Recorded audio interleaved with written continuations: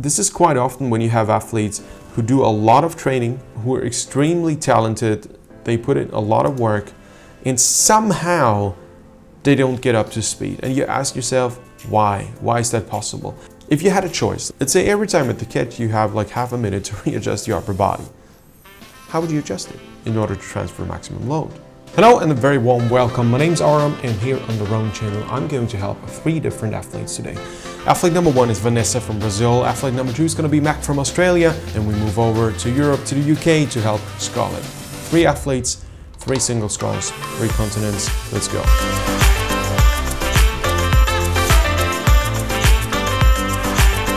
Number 1, and that's a very tricky case because it looks brilliant. Vanessa, the way you row is awesome. We are now in Brazil, in Rio, and Vanessa, your style is great. There are a couple of things I truly like. It's the way you start the drive. Just looking at the blades, right here where my cursor is, awesome, very nice. The fluidity of the entire motion is beautiful. Something I absolutely adore is your connection at the finish. Looks awesome, very well connected. You can actually, it's almost visible for me how the abs are engaged with the foot stretchers. Beautiful. Changing something here is a very elaborate and fine-tuned thing. And Vanessa is on a very high level. She's not a beginner, she's not even an amateur, she has pro ambitions. The way you move forward up to now is excellent. Now you kind of lose the tension here in your legs. So you lose the connection to the boat. What I believe is helpful is to be connected as well as possible with the boat at any given time. Sometimes the community tips are so helpful that I would appreciate if you could let us know your 50 cents. Now here are my 50 cents to continue. Vanessa, you lose your tension quite early, and you lose it at a point of time where you don't have enough stability in your low back. So right there, your low back is still putting a bit backward. This is essentially where you have that bend.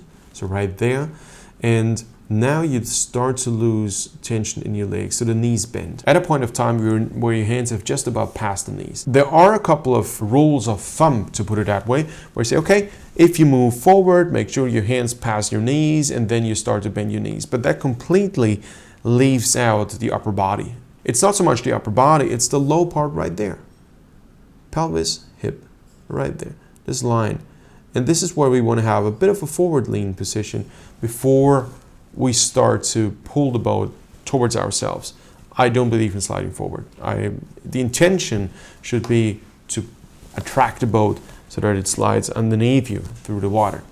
And that's what's not happening here. You kind of keep your pelvis as it is, and over the course of the entire recovery, you're coming into the catch position and you're still almost straight here, but you never really do this hip tilt, pelvis tilt to make sure you are aligned. The catch per se looks awesome. There's not much you can really argue with and say, okay, the shoulders are in a very good position, head looks straight. What else you want? I mean, it looks awesome.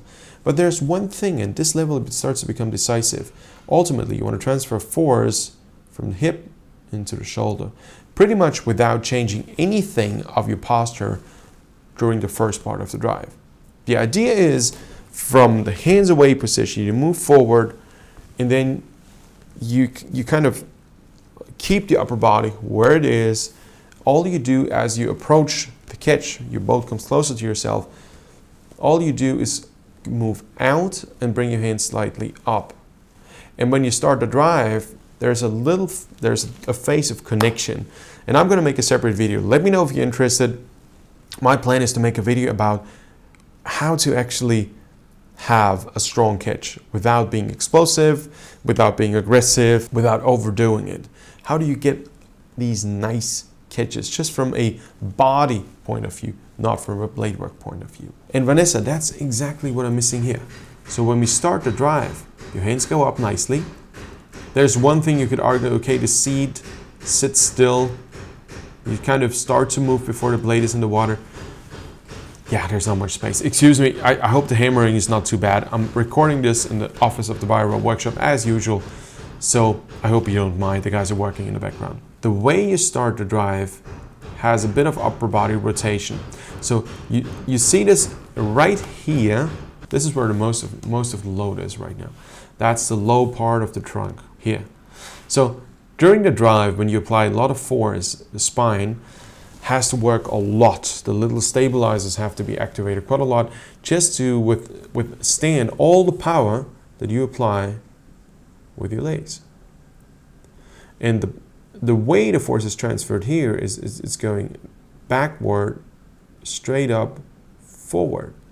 And right in here, this is where you potentially run the risk of having injuries, especially lightweight women like yourself. Before I talk about the solution, let me do a little round of praise here. The way Vanessa rows is brilliant. The shoulder stays low, nice in place, legs engaged, the upper body engages at the perfect point of time, oars almost overlapping, masses used. Maybe you use your arms a bit too early, maybe you can use your arms a little later than that. You can use a bit more vehemence in your upper body. So just extend the upper body motion a little more. I think the reason why now I understand. Okay, the reason why you don't move your upper body more than that is because you want to avoid having a disconnected finish. So this is when you lean back too much and you're not really connected to the blade anymore. So that's what I call empty upper body motion. There's no full force transfer between your foot stretchers and your blades anymore, although you lean back. So in order to avoid this, I think, Vanessa, this is what you've tried to do. You simply start using your arms earlier now when your upper body would actually be in a nice position to create more effect. And the question is, why do you do this? Why is this happening? And I think the reason is that your back doesn't feel stable. And there are studies that show if your brain senses a weak link in any of the joints or in any part of your body where certain muscles are overloaded, and I think this is the reason here, then the total amount of force the rest of the muscles will produce is limited by the brain as a self-protective mechanism. And I think this is why you're not as fast as you could be. It's a totally fine-tuned thing, and if you came here for obvious video analysis stuff because you're a beginner, bear with me, there are more things to come. But this is super high level stuff that is very difficult to see unless you have done this for a long time. And this is quite often when you have athletes who do a lot of training, who are extremely talented, they put in a lot of work, and somehow they don't get up to speed. And you ask yourself, why? Why is that possible? And once they are up to speed, injuries start to evolve. And the question is why? And this is exactly the reason. These are the small things that you can barely see unless you look at the body and look how it responds to certain, or how the body motion correlates to the boat motion. How to solve this? It's very simple. When you bring your hands out, hold the tension in your legs longer until you have a full rotation around the hip. So the amount of forward lean you want to have here at the catch, the way you approach this is you go to the catch position, put the blades flat on the water if you want. Then you would adjust your upper body and the entire body in a way that you can transfer maximum load. And that usually leads to not your seat moving back, but you tilting around your hip so that your entire trunk is pretty much in one line, not straight, but in one line of stability all the way to the hip, shoulders to hip. And that's the little trick. It's only about getting rid of this weakness in your posture here, right with the hands away, or on a recovery at half slide mark, the latest. If that's not the case, it is almost impossible to correct this at the catch. But for the rest, you've done all your homework. The catch is great, the hand levels are awesome. There's not much to do, but this one thing, but it's not so easy to change this. A, it's muscle memory. There's a lot of muscle memory in your case. And B, it requires a lot of full range of motion training around your hip. You simply don't take advantage of the motion capacity you would actually have. And that would allow you to transfer force more directly. So very good exercise would be simply good mornings as a warm-up. Not with a lot of weight, just simple good mornings and trying to get into that full range of motion around your glutes and hamstrings, but also low back. It's not a quick fix, but it's one fix that will probably change a lot for you, Vanessa. Because for the rest, I think you row very, very nicely. You could argue about blade work and this and that, but that's all a byproduct. First, you have to get the force transfer right. Okay, if you're ready, let's go for part 2. The next video takes us to Australia. This is Mac, and Mac is a PR3 rower. And you may ask yourself, where is this a PR3 rower?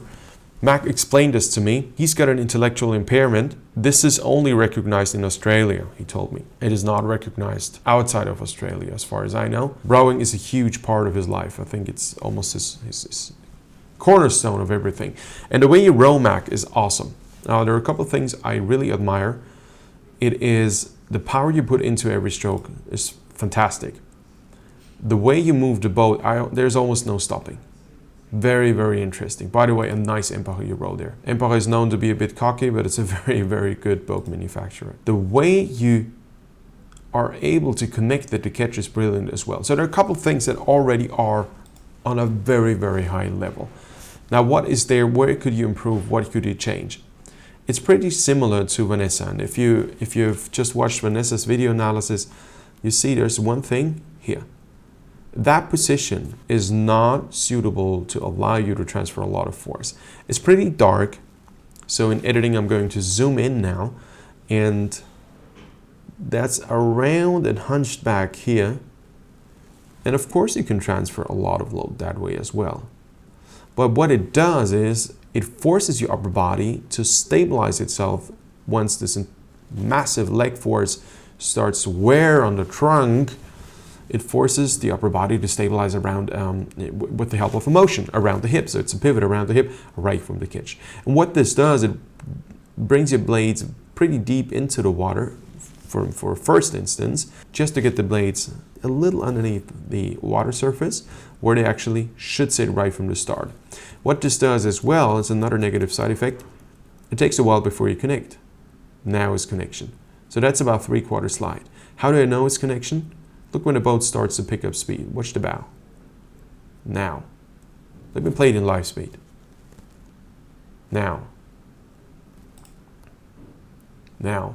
And if you wonder why is that little shake of the bow given, it is because it takes a long time to connect.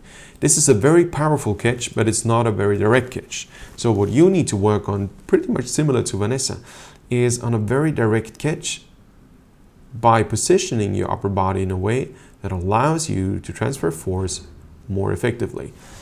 Couple tweaks. Same with Vanessa. Similar issue. Very difficult to spot, but it's pretty obvious once you know what to look for. Make sure you rotate your pelvis. Sometimes I talk about the hip, sometimes I talk about the pelvis.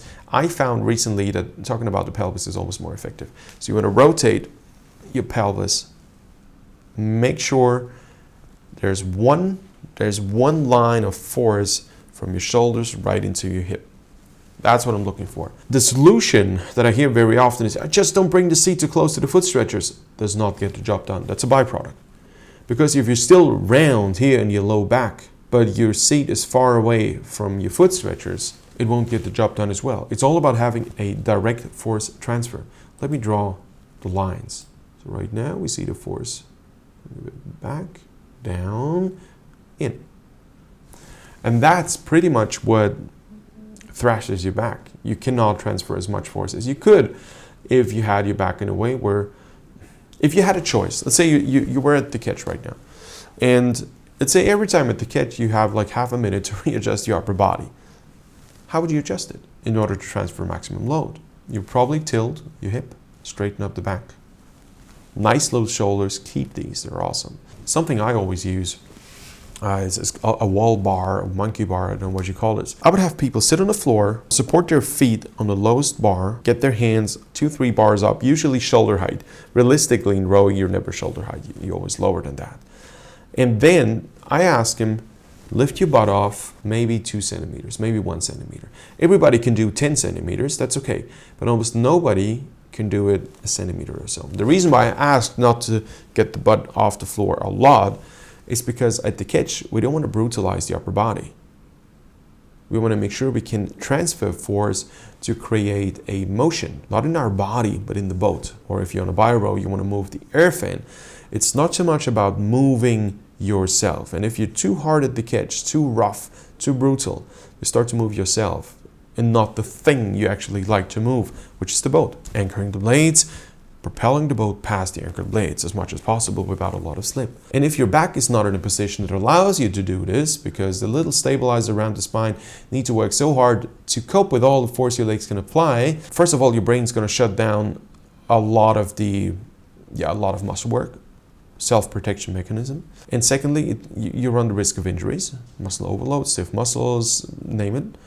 I'm not even talking about herniated disc or something like that. Then, third of all, you're simply not in a very effective position for the drive. Now your back is in a stable position, somewhat, and this is when you start to connect. So that's the same point of time where, asked before, do you see when he starts to connect? Now, 3/4 slide, a little less than that even. So that's when your true drive actually starts.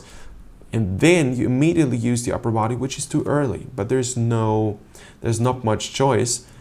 The question is, and you may rightfully ask, okay, but why is it that Mac is able to hold his upper body until now, and all of a sudden he starts to rotate? Because this is when the force transfer takes place. So now you see full energy. It's a closed system now. Boop. And now Mac gets a response from the blade. It's not like you put energy into the blade and you never get a response back. I'm with Isaac Newton here. Every force creates an even counterforce. The catch is like a question and answer game. So the amount of force you apply is the question you ask. The answer you get is the amount of resistance you get from the blade. The more you load up, the more resistance you get. So you better be able to handle all that resistance or to handle the answer you're getting. And the moment Max starts to get the answer, he needs to stabilize the upper body. And as the upper body is spread around here, the force cannot transfer directly through the body, so it has, and the muscles are too weak to sustain that massive leg force that is occurring right now, because that's a very, very good angle for legs to attack. And therefore the only option Mac has, because giving in is not possible, he's a very motivated young fellow, so it has to be through emotion. And that's exactly why the upper body starts to rotate. But what Mac does very well, Mac keeps the arms long. So Mac, what you do here is fantastic. That's so nice, using the upper body without using the arms. The upper body use itself is too early, not well timed, upper body is not in a good position. But the way you keep your shoulders loose and let the upper body do its thing before you bend your arms, beautiful, absolutely beautiful, very nice. But what you see here, why is it that the hands go down at the finish? Because the upper body leans back more than it should, because you're still round here, and you want to get the full range of the upper body. So because you don't feel that the upper body is moving a lot here, you extend it all the way to the finish. And somebody must have told you something about not using too much upper body at the finish, because you're working very hard to make sure you don't lean back too much. So you kind of set a stop to this, pretty much like Vanessa did it. Girls and guys, I hope this makes sense. I'm trying to be logical here, but some things are very difficult to explain if you don't feel them. Overall speaking, Mac, the way you row is awesome. There's a lot of people, just like Vanessa, there's a lot of people who would love to be able to row like you. Once more, let me recap what I think the solution is. Pretty much the same as with Vanessa. Recovery all the way to half slide, make sure you get the pelvis into the right position so there's one line of energy flow at the catch. That would stabilize your hands. So when you get the blades into the water, you don't rotate around the hip, you just move your arms up, because you feel enough support of the entire trunk weight in your seat, because it's not so round, it's stable. So you support your body with your seat more than you support it with your hands. So now there's a lot of weight on your hands, and the only way to get the blades into the water is to get weight off the hands, and therefore upper body needs to rotate. Although on a very high level, I gotta say. Well done, Mac. Well done. Thank you very much for sending the video. All right, let's move to Biorower. Third video of this session takes us to Great Britain. This is Scarlet from the UK. She sent me her footage. Now watch her row, and I see two issues. And I know Scarlet is very well aware of the issues she's got. And she says mostly the result of the former coaching she's got, where she was taught to have an extra wide reach at the catch. Now there are a couple of things. First of all, when you see her row, shins appear to be vertically by intention. The idea is not to slide forward too much, quote unquote. You know, I don't like to slide forward to even state it that way, but it appears to be the case. The second thing is, at the same time, Scarlet, you try to have a very long reach. You overextend everything around your shoulders, and your entire back is very much round. So it's not in a suitable position to transfer any force whatsoever. And if you still do, it's essentially brutalizing your back, ignoring the fact that the small muscles around the spine can never, ever sustain the amount of force your strong legs can produce. Very similar to Vanessa's and Mac's issue. Very, very similar. I hope you all watching this see that this is a common phenomenon. It's a lack of flexibility and mobility and tension in and around your pelvic area, hip area, low trunk area. Positioning that low part correctly is a major issue. In my humble opinion, Scarlet, don't worry about having shins vertical. Forget about it. You need to get out of this hunched, flat, far-reaching motion and break that muscle memory. The way you do this, in my humble opinion, is by completely resetting the way you row. Also, the way you hold your elbows is rowing that way. You never take advantage of the trunk as a lever that is connected. What I recommend you do, is this thing recording? Yes, it is recording. I sometimes double check because it stops recording. I don't recognize, and I'm speaking for the walls. You need to row a completely different style to reset your muscle patterns, your motion patterns, your muscle memory, everything that is connected to the type of motion you have right now. So what I recommend to do is, if you have a Biorower around, there are a couple ones in the UK. If not, contact Richard at biorower.co.uk. You can go for a trial, because there you can do the cross grip. The cross grip, so you hold the left oar handle with the right hand and the right oar handle with the left hand. Is if you row that way, you're completely out of your muscle memory. And that only works on a Biorower. If you do this, what happens is that you start to adapt your body naturally to the type of motion the rowing stroke requires. That's very important. If you don't have this available, do something else. Try to do a couple of reset strokes. So super straight, don't lean forward, don't lean backward, just for practice. This is not the ultima ratio. It's not the way you should row in the long run. Your shoulder flexibility is good, but you try to overreach at the catch. What you need to do is sit more upright, rotate the pelvic area. Stability. Don't reach forward, reach out. Something you could do just for practice purpose.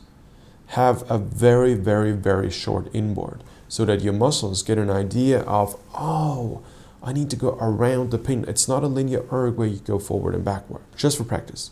Not every single session, but maybe one session every 3-4 days for half an hour. Or you can also just grab the oar handles closer to the oar lock and therefore have a wider reach to the outside.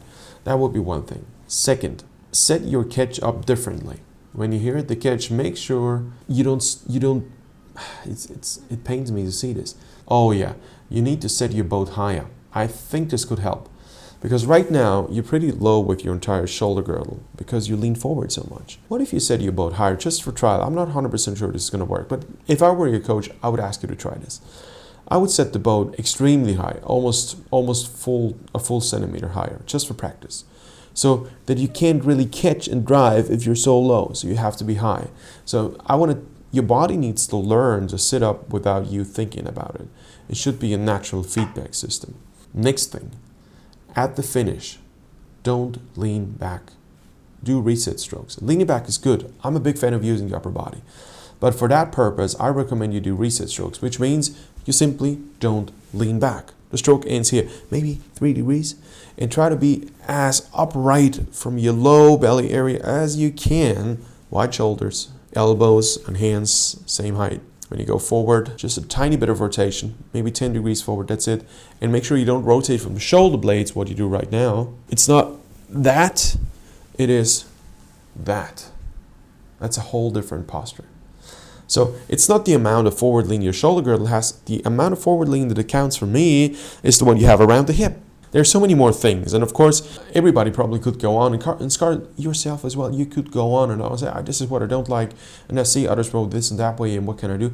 The most important thing right now, get out of that muscle memory immediately. Sit upright, sit up, go out, row around the pin, don't row forward and backward. Do reset strokes for 10 minutes at a time. Don't lean back, don't lean forward. Legs, arms, legs, arms.